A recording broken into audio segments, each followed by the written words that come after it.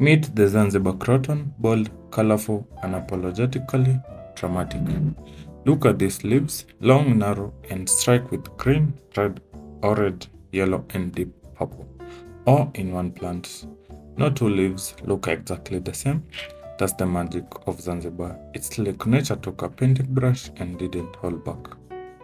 Care of the plant is straightforward. The Zanzibar Croton loves bright light. The more direct sunlight it receives, the richer and more vivid it colors.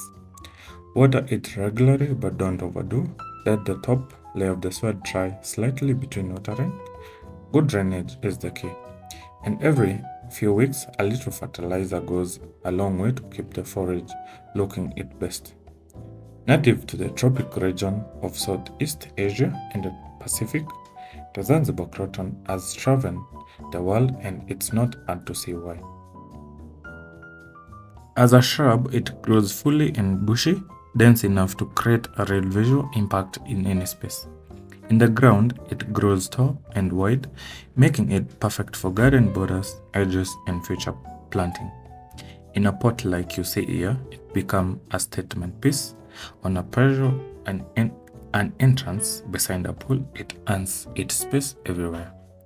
Whether you are a seasoned gardener or just starting out, the Zanzibar Croton is one of those plants that rewards you every single day. Bold color, easy care, endless character. The Zanzibar Croton now available at Hopawi Gardens. Come get yours.